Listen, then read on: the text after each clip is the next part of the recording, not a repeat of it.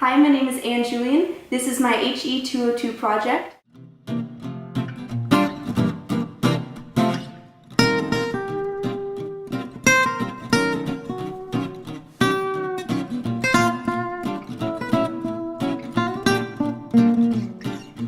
Hello. Hi, Anne. You said my name perfect, by the way. Oh, perfect. Where did you grow up, Giancarlo? I grew up I actually was born in the U.S., but I kind of spent half my time, or maybe less than half my time, in Italy growing up every summer. Okay. Do you have parents or family living there? I do. Both my parents have retired there. My mom met my dad in the Air Force. He was stationed over there. And so they've recently retired there, and I have an aunt in Italy, an uncle and an aunt in Switzerland, and plenty of cousins over there as well. Neat. How old are your parents? My mother's 80, and she actually got to see World War II firsthand, and then my dad is 74. What are the expectations for family members of aging adults in Italy? It really came clear to me, some of the differences in the way families work together. Mm-hmm. In Italy, they're very tight, and they can also be very direct. And so, like when I got married to an American, some of my directness that I learned from my Italian family wasn't received the same way. Mm. And so there's trade-offs for that. But they're very, very tight and connected with each other. Would you say that there are more or less elderly care facilities in Italy than there are in America? From what I saw there, much less. Like I was, before we were talking a little bit, I was thinking about, okay, how many folks do I know in like an assisted living?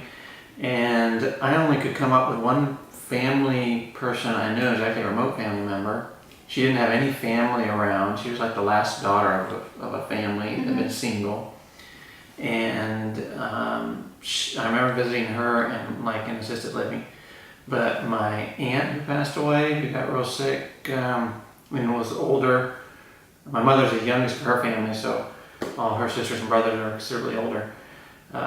She lived with her sister. Mm-hmm. And I have a couple of cousins.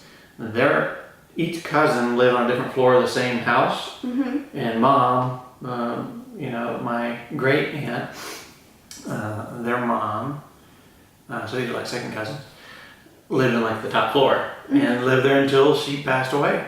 So I hardly know of any assisted living.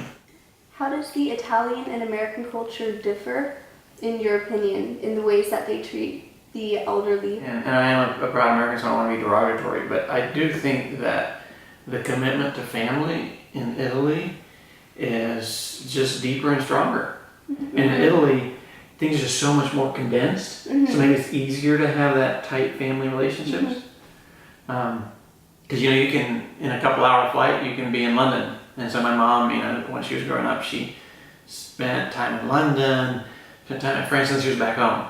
It was like, we're here in Oregon, it'd be like, I guess going to Salem. Mm-hmm. But that's going to like all these different countries. Mm-hmm. So there's more of that connectedness. Yeah, physical connectedness too is just mm-hmm. tighter and more dense. So maybe that helps. Mm-hmm. Italians are known to live longer than Americans. Why do you think that is? And everything I'm giving you is like from a smaller town perspective. Mm-hmm. I think the larger towns this may not apply. Mm-hmm. But even in my mom's hometown right now, and it's a sizable town, it's probably, I'm guessing, but maybe 50,000. Mm-hmm. You can look it up, Victoria, Veneto. The world stops at noon. At 12:01, if you want to go get milk, you can't. You can't get bread. It's just, everything stops. Mm-hmm. And the world doesn't open up again until about 3. So all you can do from 12 to 3 is chill out, relax, hang out with your friends. And that's why they have the nice extended lunches, take a nice nap. It is so nice. Mm-hmm. So, it's like forced rest that we don't have over here. Mm-hmm.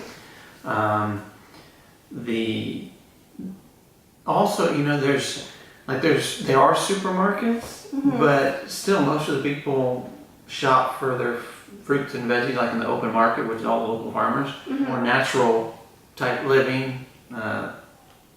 That'd be my thoughts. So maybe like a combination between nutrition and then a less stressful society that Yeah. would contribute to that. Yep. And you know, another thing in August, it's really obnoxious because I'd go there visit for the summer, Mhm. and I'd have my favorite bakery, Mhm. and then all of a sudden I go there and they'd be like on vacation for a month. And it's called, they're going on feria, that's what they call it. Mhm. And everyone's taking a month off all throughout this little town. And, you know, I know a few Americans that take a month off. Mhm.